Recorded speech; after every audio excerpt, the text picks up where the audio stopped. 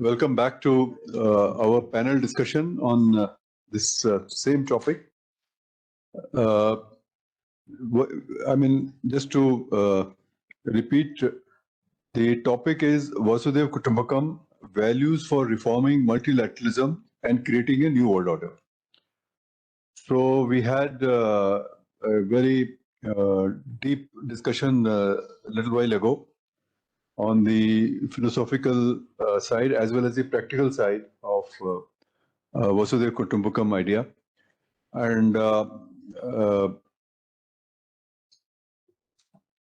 there was also some animated discussion, which I think will continue. Balbirji had just asked a very relevant question, which is exactly, I think, the topic for discussion now. That how relevant or practical is the idea or the philosophy of Vasudhaiva Kutumbakam to the present geopolitics, which is the situation as we speak. The global situation, the security situation is deteriorating, and there is a risk of a global conflict. We have seen in the last few days some escalation.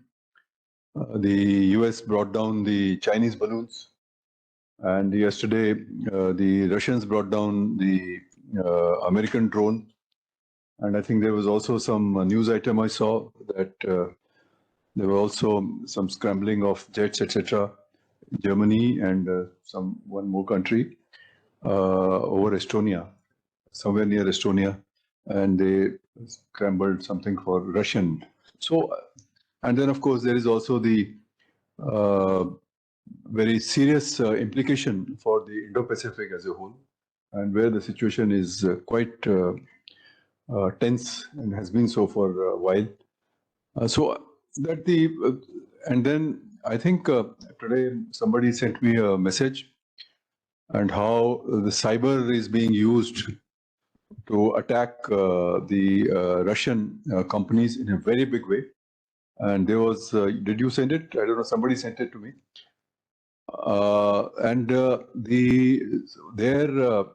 The apprehension was that Indian digital infrastructure, which has grown huge and very big, could be in the next. So there are many aspects. Of course, we have also seen the narrative which is building up in media, etc. The BBC documentary and all that, Adani, that affair, the short selling, etc., which has done a lot of damage to the stock markets all over the. So that is the reality. And then we have this Vasudhaiva Kutumbakam, which, as Gurumurthy ji said, also has very practical dimensions to it. But how does it play out in the international politics? How relevant it is if as Gurumurthy ji said, that the world order and the Western order have been conflated. But is that really how it should be? Is that a permanent state of affairs, or is it something like this, which has been there for thousands of years, is really the basis of the world order and should be?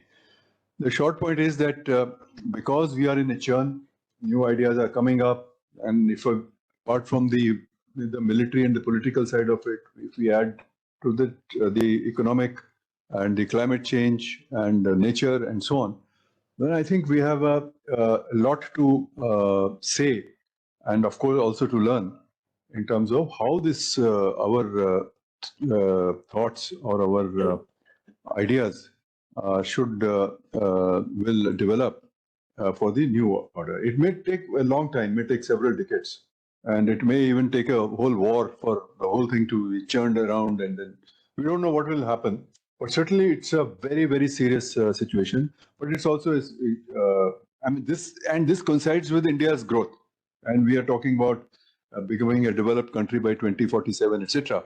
So there is a goal inside. But then what about these factors? And will India be taken seriously? You may have military power, may have economic power, etc. But whether you also need some power of ideas. And I think power of ideas, of course, we have to build all our strength in a comprehensive way.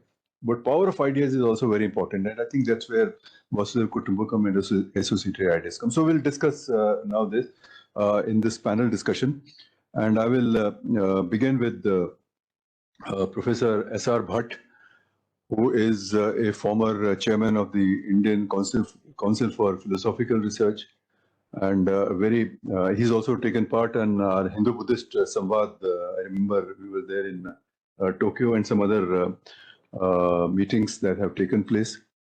And he's a deep thinker and has associated with the VIF in the past and organizing some thought conferences. So despite his inclement health, he has come today. So welcome you, sir, and look forward to hearing from you.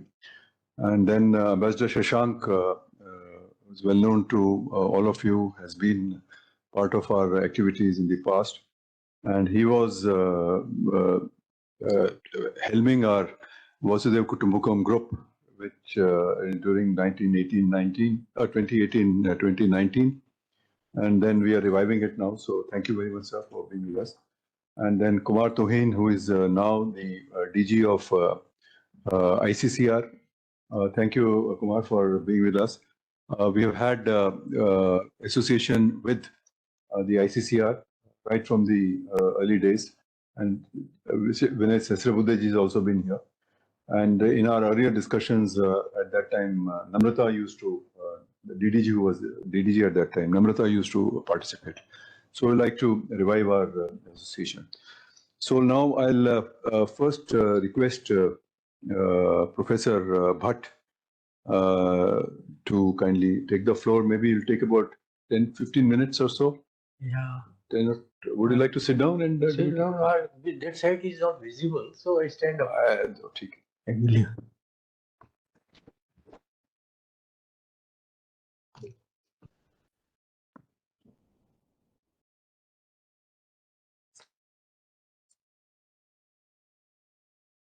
So, Om Sarvebhyo Namo Namaha.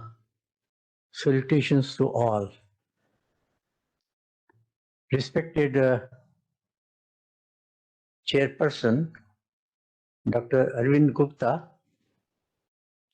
Ambassador Shashank ji, Honorable Kumar Tuhin ji, and distinguished audience. The noble and sublime Indian culture has many key concepts and precepts which are elevating and emancipating. But they need to be understood in a proper context and in a meaningful manner. Vasudhaiva Kutumbakam is also one such precept. It's not just a view of reality, but also a way of life. The view of reality is spiritual, which means fundamental unity of all existences. All existences come from the same source and share the same essence, and therefore we say Sarvam Khalu Idam Brahma. But this precept has an appendage. Udara Charita. Vasudhaiva Kutumbakam is a guiding principle for Udara Charita, not for Anudara Charita. And therefore, in Mahopanishad, no such condition is laid down, but in Hitopadesh and in Panchatantra, This condition is very much specified that this Vasudhaiva Kutumbakam is meaningful only for Udar Charit. And therefore, we have to cultivate Udar Charit so that it can be practiced usefully. This sort of cultivation needs a proper mindset. And that mindset is to be properly cultivated. In the Yajurveda, we have been told that tanme manah shubha sankalpamastu. Our mind should be virtuous and should always will the good and never will the evil. So we have to develop this mindset of having a Shubha Sankalpa, and only those who have Shubha Sankalpa will have a right type of thinking and right mode of living. Others may not follow this step, and therefore we have to be very much selective and very much discriminating. Of course, our aim should be that everyone should be having Udar Charit. And therefore, the Rigvedic seer says that let everyone be an Arya. Arya means one who has this Udar Charit. And for that, education is the only panacea, which Swami Mitranand also has pointed out. We have to educate ourselves. We Manurbhava Janiya Devyam Janam. We have to be human, which means we have to be humane in our approach. And we have to cultivate the divine mind, a mind which is not having any distinction between I and thou, but having this approach of I and we, this sort of holistic, integrated approach. This is the essence of Indian culture, that we always talk of everyone. We say sabhi praniyon ka kalyan ho, but we go a step further also. That not only the pranis, living creatures, but also the Mother Earth. Mother Earth also is to be revered because it nurtures us, it supports us, it nourishes us. And this sort of respectful approach to Mother Earth and all those who are living on this Mother Earth need to be respected. So it is a universal responsibility of a human being to respect each and all, because human being is the highest evolute in the cosmic process. And therefore, he or she has to be most responsible. Human life is a prized possession, but this prized possession implies certain duties. In our culture, we have the rinas, the concept of rina. We don't have concept of right. We have only the concept of duty, and duty means to first serve others and then help yourself. So the idea of a yajna, which was also explained by Swami Mitranandji, is that of performance of duties. In a yajna, we say idam na mama. Idam indraya swaha. It's not for me, it is for the totality. So this is an organismic approach, a holistic approach. An organism is a whole consisting of multiple parts. Every part has its own place, its own function. But the parts do not collide.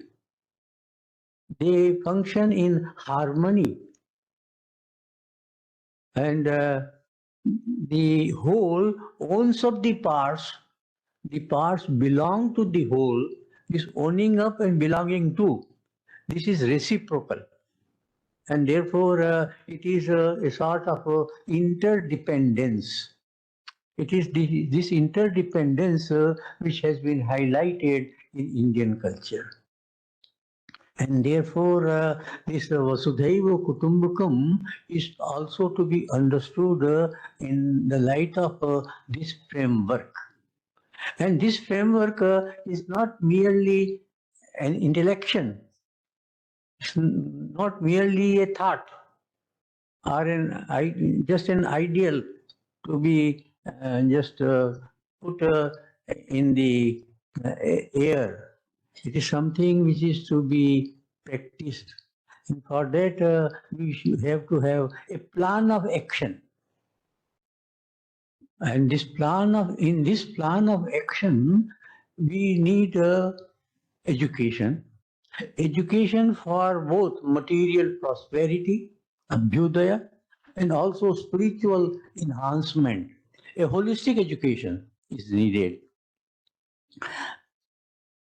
In holistic education, we assign due place and value to matter, but not to materialism.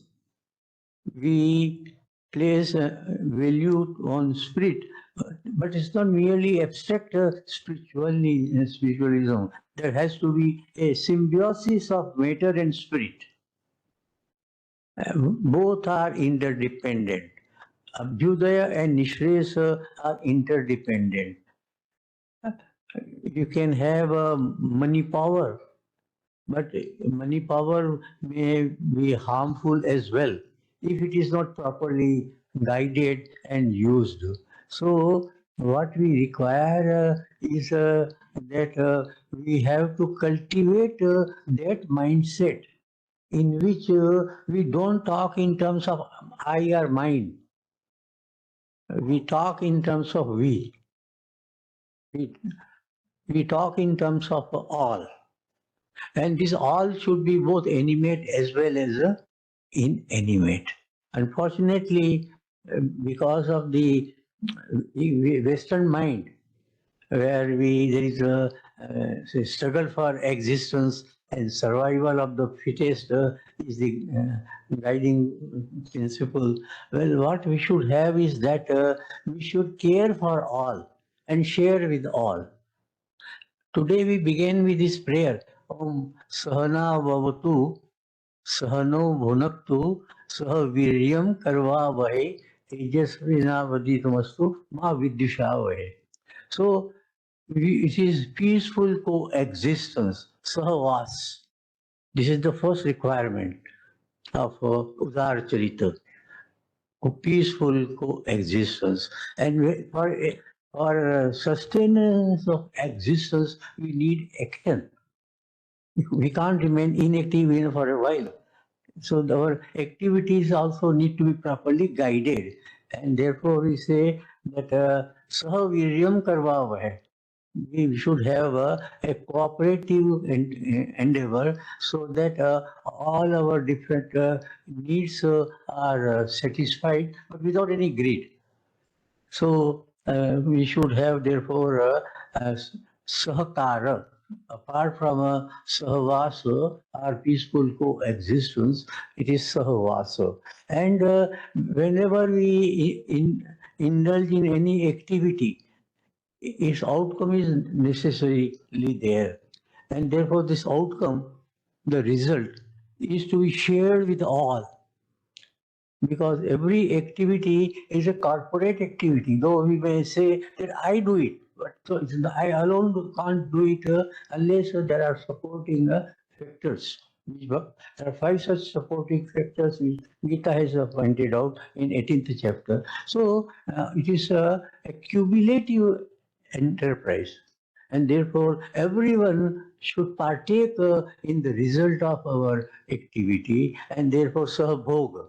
So these are the 3 guiding principles for a civilized living: sah astitva, sah kara, and sahbhoga.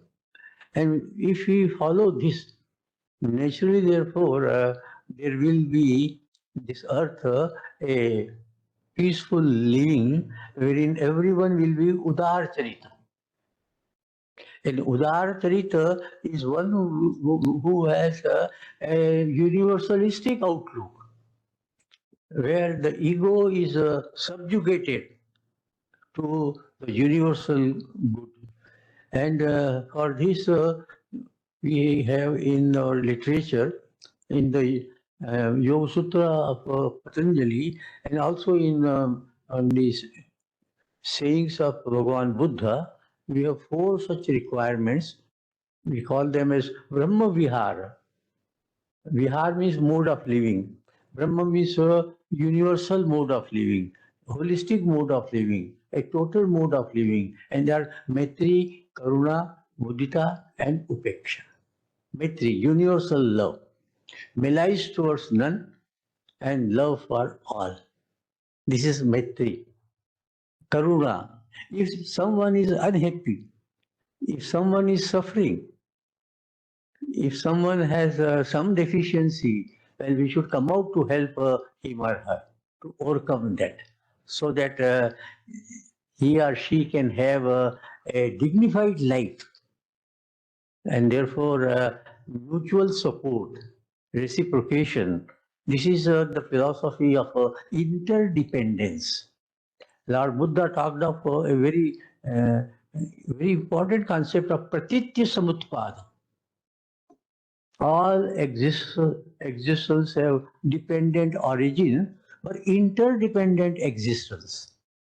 And therefore, this idea of interdependence has to be cultivated. No one lives by one's own self. No one is a Robinson Crusoe. We have to depend upon others at every step of our life. And therefore, Udar Charita is something which consists of this interdependence. This expression, Udar Charita Nam to Vasudhaiva Kutumbakam, occurs in Mohopanishad first. But there it is unconditional. I would say it is idealistic approach to life and reality. But in Hitopadesh and in Panchatantra, the stories are really very interesting. They put conditions that this is meant only for Udar Charita, Vasudhaiva Kutumbakam, and one who is not an Udar Charita can't be a member of the family. Otherwise, the harmony in the family will be destroyed. And therefore, the first condition is that the family has to be reformed. And family can be reformed only if the individual members are reformed. And therefore, this reformation should begin right from the childhood. And here it should be pointed out, as Swami Mittananji has said, through stories, through examples, the young mind can be told that it is not a utopian ideal. It is something which is to be put into practice in everyday life. We talk of sportsmanship. Sportsmanship also is a malice towards none. Well, we may win or we may not win in a struggle for life, but we should have respect for all. In the Mahabharata also, say, when Bhishma was almost on the deathbed, lying on the arrow, well, he was approached respectfully. Though he was on the enemy side, he was approached respectfully by Arjuna and Lord Krishna. So this is the ideal of Udara Charita. And for this, we need education first. But mere education, of course, an education should be something which is liberating, sa vidyaya vimukte. But we have another definition of vidya, sa vidyaya arthakari. It should enable us to have a living, earning in a dignified way. And therefore, it should be need-based. It should fulfill our legitimate requirements. And therefore, say, education should be career-oriented, job-oriented, and such education which can help us to live in a dignified way. This education, therefore, should lead us to what may be called as a divine life. A divine life is not life in the seventh heaven. Divine life is to be lived here only on this earth. And this earth should be made heaven. So that, but this is possible. Of course, our Prime Minister appealed to Russia and said that war is not the solution. But Russia did not pay any heed to that. Because that sort of mindset Putin doesn't have. So such people who are having this feeling of narrow nationalism. Nationalism is all right, very good. We must respect our nation, but we should respect other nations also. So it should be a healthy nationalism which is bordering on internationalism. The other topic for our deliberation is multilateralism. Well, multilateralism has come to stay. And because of the fast mode of travel and living in harmony with others, well, this sort of multilateralism has to be encouraged, in which everyone lives peacefully and in harmony. So now what we need is a new world order. All is not well with the present world order, not only within the country, in our country, but also outside the country.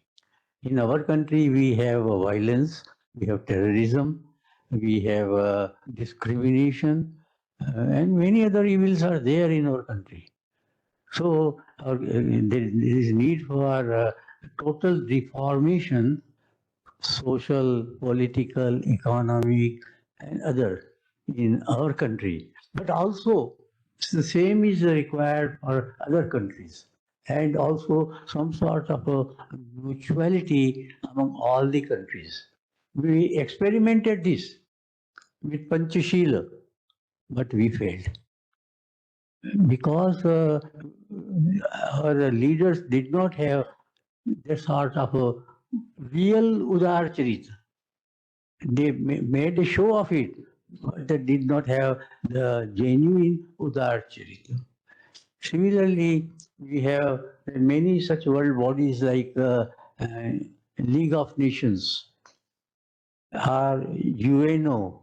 Even UNO has failed because in Security Council also we find that it has not been successful in bringing about universal peace and harmony. So what is needed is that we should follow those old precepts which are enshrined in our classics. Not only Sahanavatu, Sahanabhakti, but Sangajatvam, Sambhadatvam, Sambo Manansi Janatam. This art of Vedic Richa, I think it should be put on the front gate of United Nations with this proper explication, so that we have this art of Sahakara and Sahavasa. And if that is done, if our mindset is totally changed, and it can be changed, of course. I give an example, though it's a crude example. A lion in a circus can be trained. Lion is ferocious. Lion is eater. But lion can be trained. And the trainer say, loves the lion, and lion loves the trainer also. So if a lion who is a ferocious creature can be trained, why cannot human mind be trained? Human mind, I think, can be trained properly. If we give a proper type of education, proper type of environment, and we should regard, therefore, the whole world as one, because, and simply because, we have come from one single source. And from one we have been multiplied. And one is also to be respected. The multiplicity is all to be respected. And within the multiplicity, there has to be harmony. So harmony should be the guiding principle. And that is possible if we have love and friendship. And lastly, therefore, I would say that all these ideals which have been put forth in our culture need a particular mindset, which we may call as Udara Charita. And in Udara Charita, we always have a Shubha Sankalpa, and will avoid Ashubha one, have a virtuous mind and not a vicious mind. And it is possible. It is not a utopian idea. It is possible. So if a ferocious lion can be trained, well, the human mind also can be so trained. This is an example. So I think let us have this particular precept as a motto, of course, but not just as a slogan. Let it be put to use, put to practice. And for that, we should evolve means and mechanism so that it becomes realized in our way of living. Thank you very much for giving me. Thank you. Thank you, Professor Bhatt, for that exposition. And I think you touched upon 2 or 3 very important issues, which I'll request Ambassador Shashank also to comment upon. One is this, you mentioned about Viveka, this Vasudhaiva Kutumbakam is a conditional concept, which is Udar Charitam. But how do we make others Udar Charita? That is, I think. But the fact that you have G20, the fact that you are in so many big organizations, talking big platforms, I think the time has come to start looking at the UN Charter itself. And there, some of these precepts, we should at least start discussing. That's what probably India can. And this idea which was discussed in the morning, that human rights concept itself is a limiting concept and it's going to create a problem. Similarly, the end of a new classical economics. But where do we discuss it? So this G20, if you take out, let's say G20's 2 or 3 paras which are related to Russia-Ukraine war, the rest actually makes a lot of sense. You're talking about health, you're talking about education, you're talking about bringing people together. But except that those 3-4 paras where all the big politics comes in, that completely derails the whole thing. But I think need for creating a narrative for the new world order is very much there, staring in front of us. If you don't do it, then somebody else will run away with the ball and you will have another 1945 repeating itself. So that's why I think these discussions are very important. And Pradhan Mantri is telling Putin and that it is not an era, should not be in era of wars, is a very powerful concept, because a lot of other people also are sympathizing with this, but they don't know how to go about doing this. How to, and probably we are at the verge of another Mahabharat in some form. And this is still early stages of the Mahabharat. So your effort to stop that escalation is very much a responsibility of everyone. Of course, it doesn't happen, then Krishna also had to, he in fact asked Arjuna to fight. So that is also going to happen. But this is at early stages of that Mahabharata that is happening. So how can the Indian wisdom can play a role? So in international relations, forming the international relations, at least some kind of a constituency, that's very important. So I'll request now Raja Shashank to kindly his comments. Thank you very much indeed, Arvind, for getting me to speak to this august audience. What I would be starting with my personal experiences in different parts of the world and in different settings, and how we have reached a stage where people want India to express itself, how they want to see what India has to convey to the world. And then we ourselves within India, we want to see what we are conveying to our youngsters, to our people living in different corners of the country. Because so far the message has been within India that move away from the border areas to the central parts, their economic activities there. And those central areas generally are the gateways linked with the international production and marketing centers. And therefore you are thinking all the time that if we can somehow, instead of going to Bombay or Delhi, if we can go to Washington or to London, maybe that will be the best thing. And then we tell our children that there is an Indian philosophy, which is very good. So those children say that, well, you have run away from that philosophy, come over to America or UK or the Western countries to improve your lifestyle. And now you are telling us to go back to Swamiji and listen to Swamiji's lectures. So I think there is this kind of a mismatch which is there within the country with our people who have been living abroad. And if I say that there is a very overwhelming feeling of superiority among the other religions, Balbirji talked about what do you think of the other people if Bhakti Akhilji with a few hundred people come and destroys all your universities, and you are saying, okay, Udar Charitanam, and we would all be thinking of Vasudhaiva Kutumbakam. So they have been telling people that India was never there. There's nothing Indian civilization, never any Indian culture. So that is the overwhelming wisdom imparted to the whole world.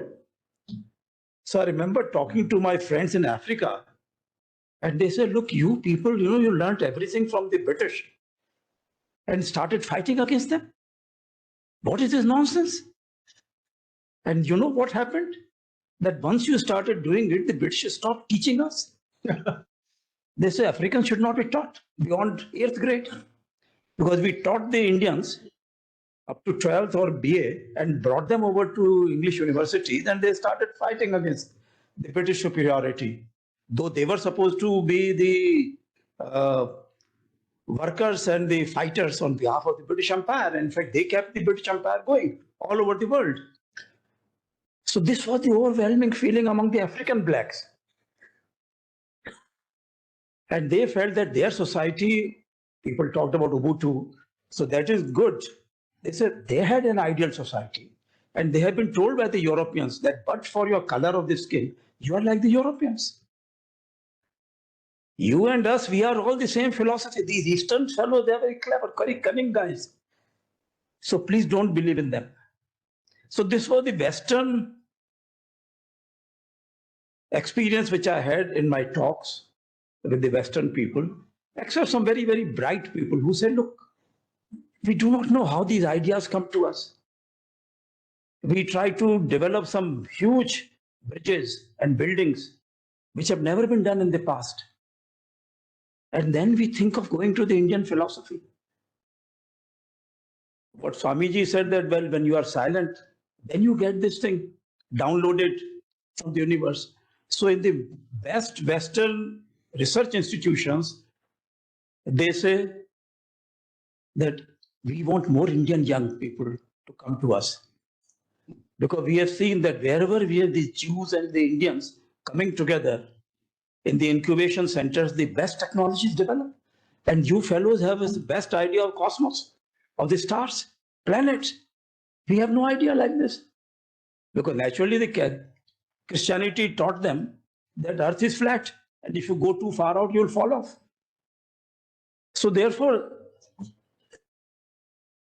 when I went to the East Asian countries, they say that in India, the struggle is between Western capitalism and Western communism.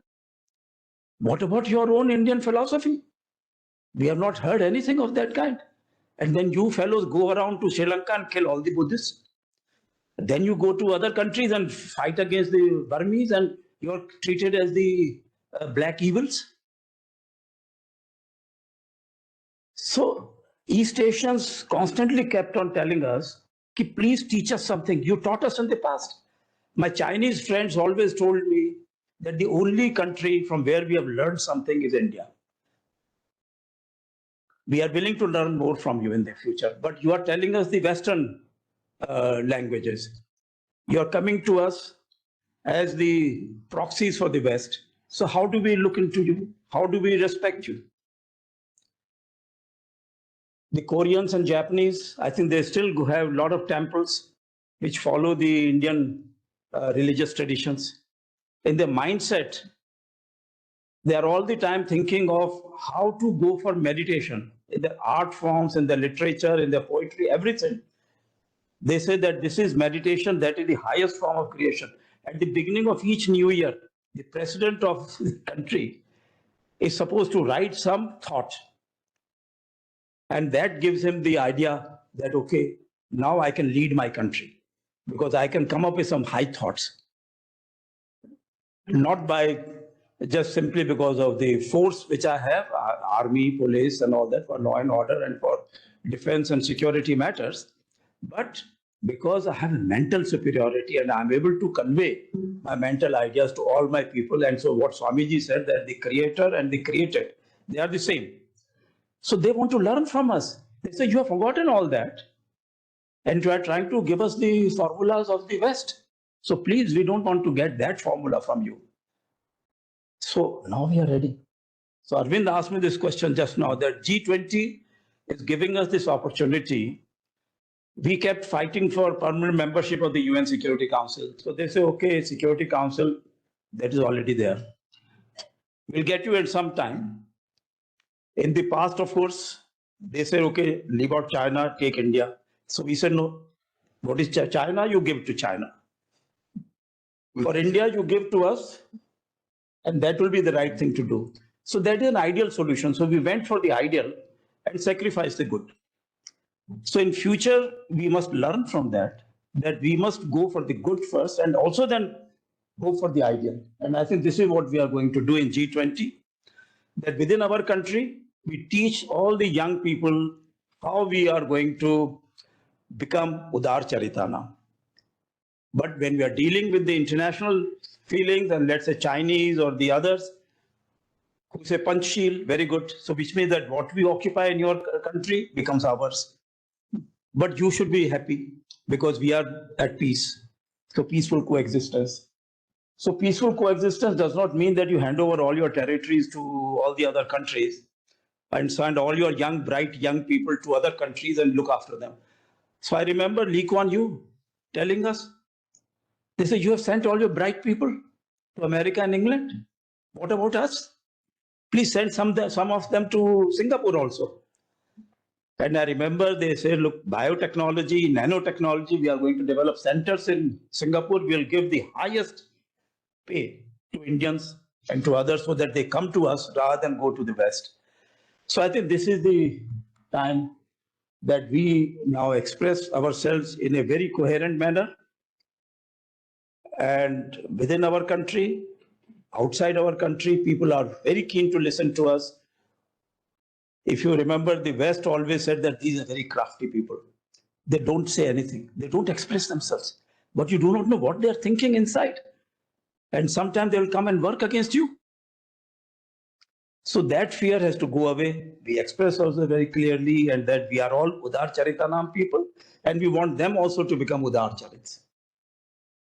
We have been doing this with, at least during my time when I was Foreign Secretary, we did try our best to befriend Pakistan, to befriend China, to befriend the other Western countries also. That is when the strategic dialogue and partnership started with the United States, because they all felt that India could give them something. I think now after 2 generations, or 1 generation, now we have after 2 decades, another opportunity that they feel that if this war is not going to end, Putin doesn't want to listen to us. Professor Bhatt said that Putin doesn't listen to us, but nor does Biden listen to you. So how do you criticize Putin only? You should criticize Biden, but we are afraid. He said, no, because if Biden does do anything to him, that fellow will come and send his 7th fleet here. So therefore, we try to tell them, okay, if you want to fight till the end, please go and fight. But we feel that there is no end to such a situation. We have learned from Mahabharata times and First World War, Second World War. You can start the war, but you don't know how to end it. So I think a situation may arise, especially when Japanese Prime Minister is coming here very soon, that is he going to convey to us the NATO's viewpoint to G20? Or is he trying to suggest that there is a possibility of some movement forward? And I think we have to keep looking out for those movements. I think they are likely to happen. Anthony Blinken also, he said, no, please don't go too far. He also wanted them, Russians, not to move away from the nuclear treaty. Though Americans themselves have moved out of all the nuclear treaties from the Russians. But when the Russians moved out, they said, no, you don't move out. Please continue. So which means that there is a little bit of a possibility of some kind of a dialogue opening up between the two. So we must look out for all that. If we cannot succeed there, at least we should look after the welfare of our own people and the global south. And so we have already put together the aspirations of the global south by talking to all the leaders, and we should make them very clearly that, well, this is the minimum agenda which should be adopted by G20. And that will lead to a multilateralism also becoming more useful for everyone. But we know that G20 is only a beginning part. Ultimately, we have to really go a long distance. So we are not thinking of Vasudhaiva Kutumbakam to reach immediately. We have to keep on creating a position where not number 3, number 4 power in the world, where everybody says that, well, okay, now you are number 1 power. So maybe the young people who are sitting there, they will be the ones who will be actually reaching that stage after another 20 years. But we have to build up the momentum from now onwards. Thank you very much indeed, Arvind. Very thankful.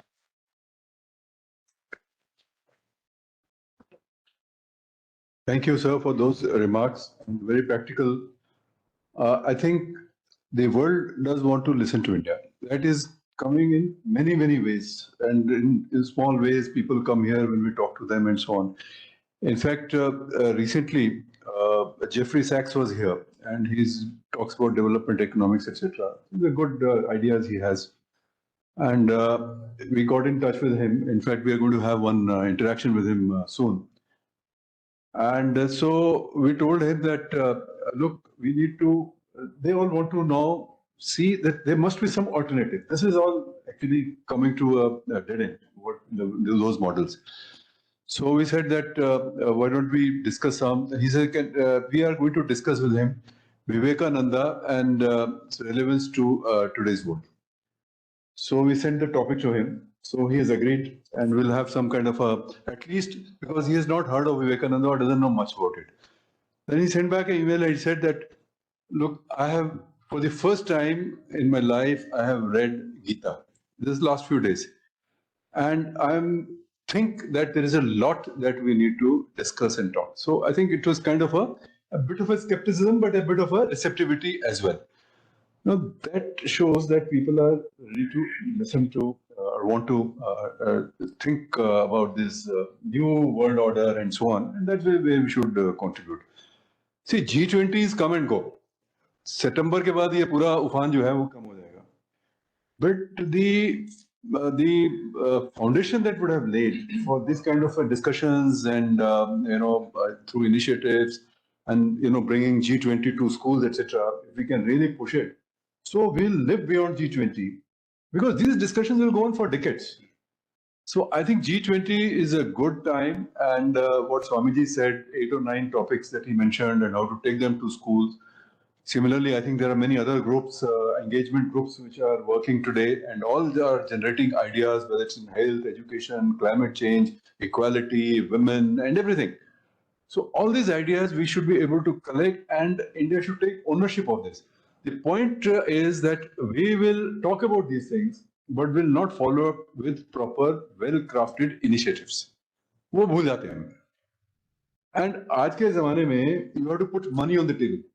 Because if you have to do engagement, like I've been talking to Gurumurthy ji also about, I've just taken one thing about G20, that in our outcome document, we should get a mention of yoga and Ayurveda, particularly Ayurveda.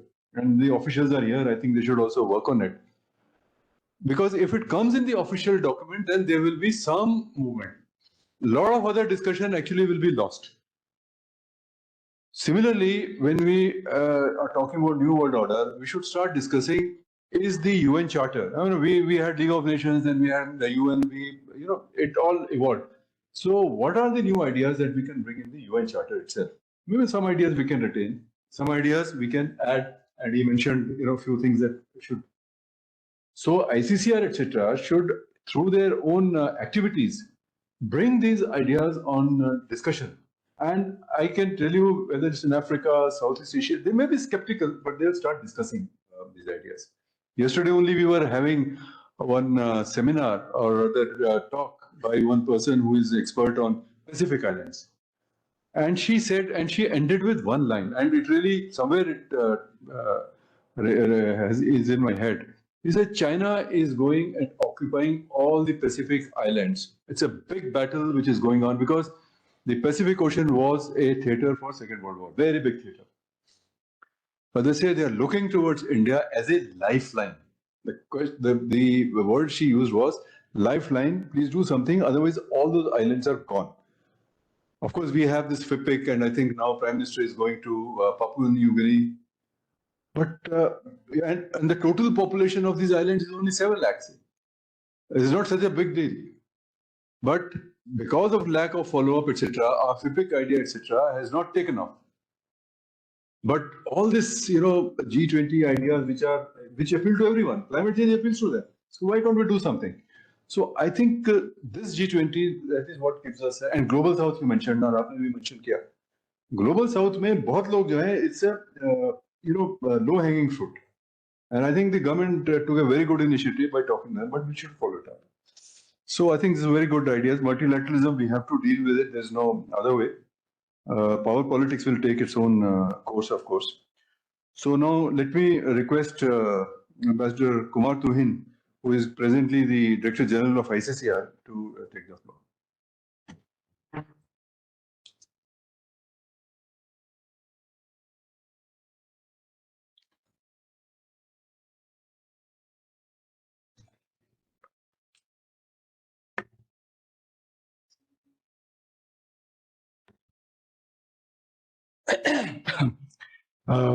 Thank you, Chairman and distinguished panel. It's of course an honor and privilege for me to come here and speak to you. I was not here in the morning, and again, I believe discussion on this topic has already happened in the past, some time back. So without having the benefit of knowing what the discussion was, so please excuse me if there's something which I repeat again. Today morning, before coming here, when I was just looking at the topic and thinking of what to say, I fell back on my old IIT Kanpur first semester philosophy 101 course. Of course, we were studying engineering, but the teacher, he was teaching us philosophy from the point of view of teaching it to engineers. So he told us, okay, how do we discuss an issue? you discuss an issue, first, of course, by laying down your premise, basic premise, you define your basic terms, and then you build the argument from there on. If we are talking in mathematics, if I say 20 plus 20 is 40, all of us know what 20 plus 20 is, and there is no doubt about that. But if I say whether is good, we will have different meaning and different understanding of that. So therefore, I will try to do the same thing. I know time is a little short, so I will rush through some of these parts. First, Vasudhaiva Kutumbakam, as I see, and I'm speaking as I see from my point of view, it can be considered in many ways as containing the basic meaning and the message of our country's basic values, of civilizational essence, of something of the quality and the caliber which is contained in, say, things like Satyameva Jayate or Sarve Bhavantu Sukhina. So these are bigger, broader sentences, so it is of that category. In India, most of us, even when we may not be fully or sufficiently aware of the theoretical constructs or the framework of what goes behind Vasudhaiva Kutumbakam, but still in our daily life, in our practice, we follow it on a daily basis. This can be seen in terms of our interaction with neighbor, our work with nature, our elders, and so on and so forth. Now, so therefore, the first thing which I will like to do, this is the basic premise, and then I will try to define the terms. So we are talking about Vasudhaiva Kutumbakam. So we are talking about Vasudha, we are talking about Kutum, and therefore these are two terms which need to be defined. What do we mean by Vasudhaiva? What do we mean by Kutum? I believe Vasudha, I was looking at some old conference proceedings, and I believe some discussion has already taken place in terms of in which century, what was the meaning or historical reach that our people had. So I take the word Kutumba first. And for doing that, I will again very briefly touch upon the issue of who I am. So if I know who I am, and if I know what is my relationship with others around me, then it becomes easy for me to understand what is Kutum.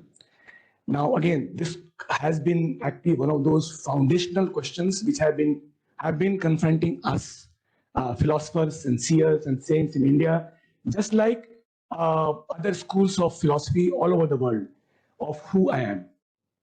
And therefore, this question has been addressed in many ways, but I would like to mention that in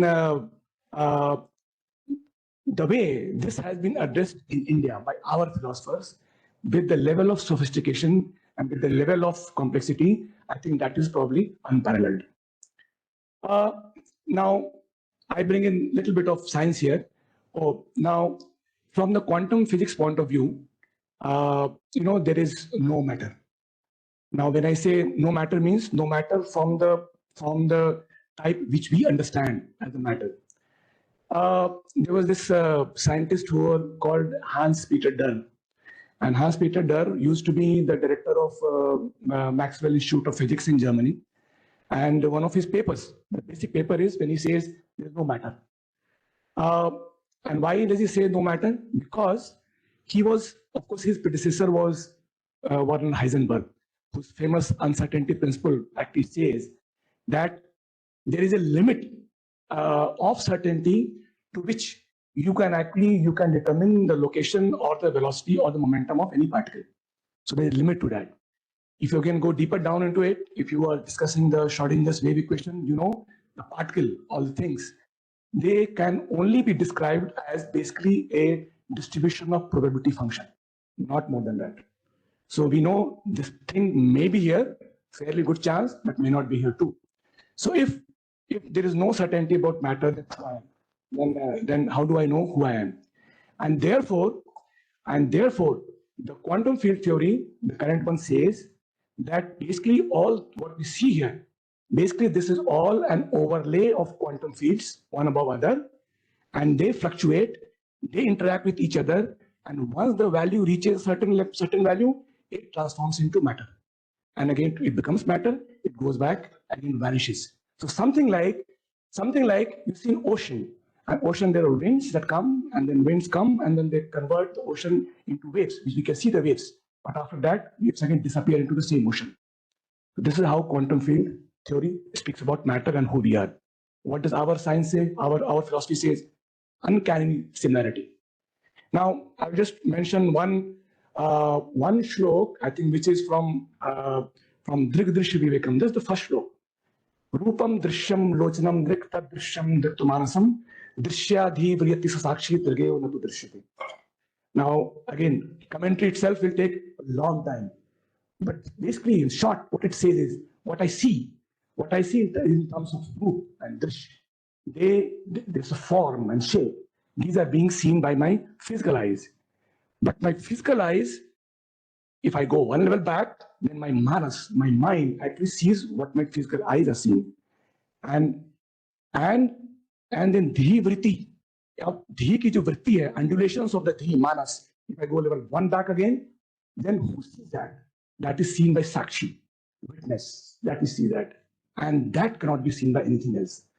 So you see the similarity, the complexity with which we are addressing what we see here, who we are here, and the complicated manner in which we can address our being. And in that level, at the level of Sakshi, there is an innate oneness between me and you and everything around us.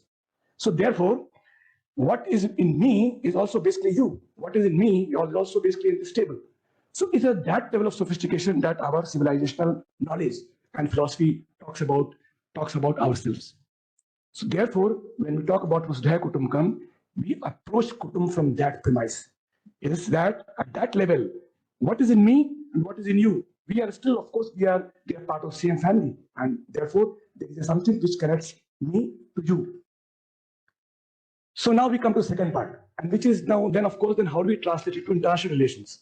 How do I translate it into my relations with you and everyone else? And then this becomes slightly complicated. For example, the question that were floated here. Of course, one person comes with 200 people. He sabotages, he pillages everything, he ransacks, he destroys everything. Do I still say Udar Charitanam? Do I still go ahead and keep telling him as part of family? Now I was reading about this Vasudhaiva Kutumbakam quote, and of course it is mentioned that it is initially mentioned in Samvedya Mahopanishad. I tried my hard. I tried very, very hard to locate the actual book, but I could not locate that book actually. So, but I will assume that what is being said is correct. But of course, I could see the second one, which is second mention, which is Hitopadesh. And we are all talking about Hitopadesh and Udar Charitanam. But I'm sure all of you know the story, which is in that Hitopadesh. In case you don't, maybe I will just take 1 minute to tell the story. Story is there's Gidar, and he wants to eat a hiran. And of course, hiran can run very fast, so he cannot go and catch the hiran. So therefore, when he tries to come closer to the hiran runs away. He says, "But why are you running?" He says, "No, I can't trust you because you are a dangerous person." But he said, "No, you don't need to trust me. You don't need to fear me because no, I have gone to Kashi and I have done this dharma there and this and that and there. So you have to trust me." So somehow he tries to convince hiran, and that hiran, poor hiran, he gets partly convinced. And when both of them are moving, of course, Hitopadesh, you have a story within story. So then there is a crow on the top, and the crow tells you another story, and he tells you a story about how there was a vulture, and then vulture became old, and then of course he was not able to go and fetch his food, and therefore all the birds on some tree, they told him, "Okay, if you take care of our children, little birds, then we can go and fetch some food for you." So vultures start doing it. And then there's a cat which comes. And when the cat comes, then vulture says, "You run away, otherwise I will kill you."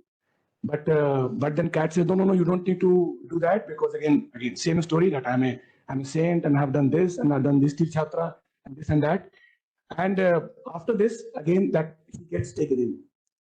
So the cat stays there in the same place, and every day he eats one bird. One small bird. Of course, the family, they don't realize. They only see it after 1 month or so that the number of birds is going down. And when they discover that, then they go and look near the tree, and they find the bones of the bird lying there. And of course, then they try to kill it. So here, the Gidar again tells him, Ayam Nijah Paroveti, Ganna Lakuchetsam, Uda Charitanam tu Vasudhaiva Kutumbakam. So he is telling them, please, you don't think that I am different from you. I am your part because we are all Udar Charitanam and therefore we are all part of Islam. So this is story in Hitopadesh. I don't know about the Mahaprishal part. So we need to see the context in which this is being said in Hitopadesh. Therefore, when we are trying to translate it down to international relations, of course, Vasudhaiva Kutumbakam is the Mahavakya, is the framework, is the bigger thing. But then there are so many a large body of works which explain to us as to how we can translate this into specific actions in different conditions. And we should not get confused here by thinking that it means that regardless of the condition, regardless of the matter in which we are being placed, we have to be always having love and compassion, and it has to be one-sided. That's not what it says. I think basically we need to still follow dharma, and dharma will give us the guidance as to how to address these things. We see that all our heroes, when they are portrayed not only as an embodiment of kindness and love and other things, but there's also valor behind them. When Tulsidas, when he talks about Rama, he of course says, Sid Mukut Kundal Tilaka Charu Udaru Vibhushanam. But in the very next sentence, what he says, Ajanu Budh Chapdhar Sandram Jit Khardushanam. So also Ram is like that. Now we know about when Lord Ram he was trying to cross the ocean, and what happened when he was saying that Dinkar says 3 दिवस तक पंथ मानते रघुपति सिंधु किनारे बैठे पढ़ते रहे छंद उन्नय के प्यारे प्यारे उत्तर में जब एक नाद भी उठा नहीं सागर से उठी अधीर धड़क पौरुष की आग राम के शर से. So the path has already been mentioned. सहनशीलता क्षमा दया का तभी पूजता जग है पल का दर्प चमकता उसके पीछे जब जगमग है.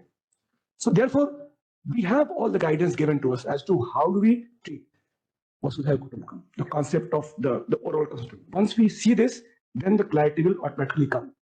In a family, we need to run the family, but we need to run the family not as an indisciplined body, but we need to run the family where everybody in the family grows, where everybody is sustained, and therefore also we are following the rule of dharma. So it is in this context that I see Vasudhaiva Kutumbakam. It is in this context that I see we can translate things actually to different implementables.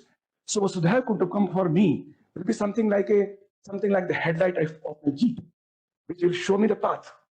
But I will still want to have the steering wheel in my hand, because so that then I can turn sometimes left, sometimes right, and so that I will be able to avoid the potholes on the road. So this is the bigger picture as I see, and probably it has eliminated some bit of confusion in my mind. And similarly, I think some of our discussion may help if we have this sort of background in the mind. In ICCR, now coming back to the last part, in ICCR, we have been tasked with, of course, cultural diplomacy, taking India soft power abroad, our strengths outside. And when we are doing it, we are keeping this actually construct in mind, and which is that I use all my soft power assets. I use all my resources to project India outside, but also to ensure that my interest and what I am going for, that is protected and ensured. And once this is done, I think we will be able to address the bigger question that we are trying to answer here is the relevance of Vasudhaiva Kutumbakam in handling international relations, and again, how can we translate this back to G20 and other events and other activities here, which we are trying to move. So I know this was a very, very complicated topic, and I have just basically touched upon some of these broad issues, hoping that in our discussion, we will be able to understand this in greater detail. Thank you very much. Thank you.